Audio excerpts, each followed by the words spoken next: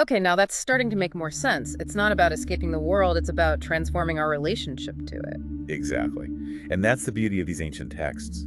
They offer timeless wisdom that can be applied to our lives today. Okay, so we've got these incredible concepts: Dharma, selfless service, detachment, equanimity, and ultimately liberation. But I'm curious to know how these teachings, which were written thousands of years ago, can actually be applied to our modern lives. That's a great question. And the answer is it's not about blindly following rules or adhering to rigid rituals. It's about finding the principles that resonate with you, the ideas that spark something within you and inspire you to live a more fulfilling and meaningful life. So it's not about becoming a Hindu or abandoning our modern lifestyle. Not at all. It's about taking what resonates with you and weaving it into the fabric of your own unique journey. It's like a buffet of wisdom. We can take what nourishes us and leave the rest. Exactly. And even if you only take away one or two key insights, that can be enough to spark a positive shift in your life. This really makes me think about the choices we make each and every day.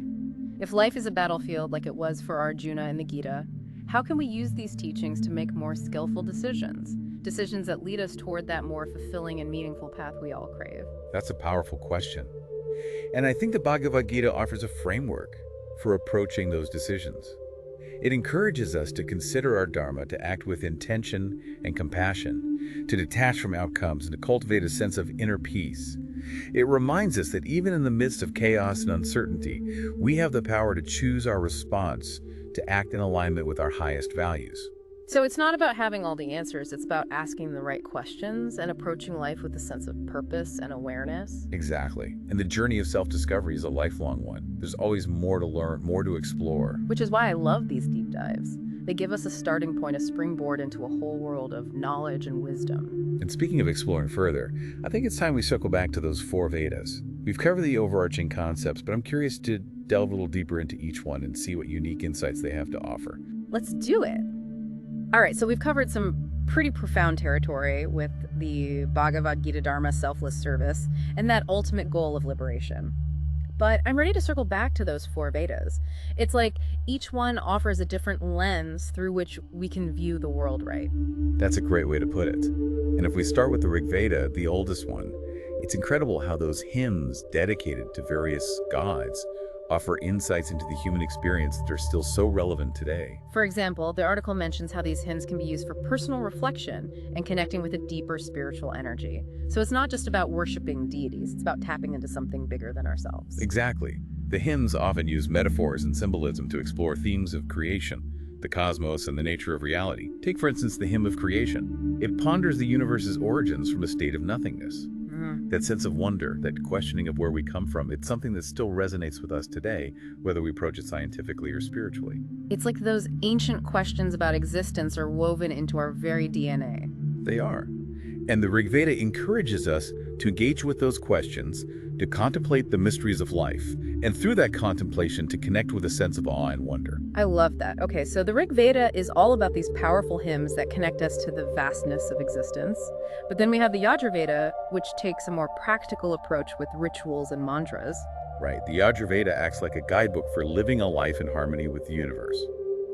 It outlines rituals for various life events, from birth and marriage to death and ancestor veneration. But what's interesting is the emphasis on intentionality behind these rituals. So it's not just about going through the motions, it's about infusing each action with a deeper meaning. Exactly. Take the Agnihotra ritual, for example. It's a fire ceremony performed at sunrise and sunset, involving offerings and specific mantras. While the outer form is important, the real transformation happens internally, cultivating gratitude, mindfulness, and a connection to the cycles of nature. It reminds me of how even simple actions like lighting a candle or taking a mindful breath can shift our energy and focus. It's all about bringing awareness and intention to our daily lives, wouldn't you say? Absolutely. And speaking of harnessing energy, we can't forget the Samaveda, the musical Veda. It sets those Rigvedic hymns to melodies highlighting the power of music to elevate consciousness and facilitate spiritual experiences. The Samaveda really elevates the power of sound and vibration. Think about it. Music can evoke such deep emotions, shift our mood, and even transport us to other realms. It bypasses the logical mind and speaks directly to the soul. It's like when you hear a song that perfectly captures a feeling you couldn't put into words, or when a piece of music sends shivers down your spine. It's beyond just entertainment, it's a visceral experience. Exactly. And the Samaveda understood that power thousands of years ago. The chanting of these hymns set to specific melodies and rhythms was believed to create a resonance that could harmonize the individual with the cosmic vibrations of the universe. Now that's a powerful idea. Okay, last but certainly not least, we have the Veda.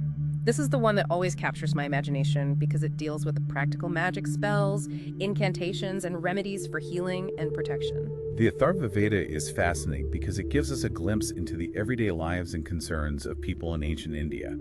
It addresses things like health, prosperity, protection from harm, even love and relationships. And while we might not use spells and incantations in the same way today, it's interesting how those ancient concerns still resonate with us. We still seek healing, we still want to feel safe and secure, and we still yearn for connection and love. We do. And the Atharva Veda reminds us that there's a power in belief, intention, and the use of rituals to shape our reality.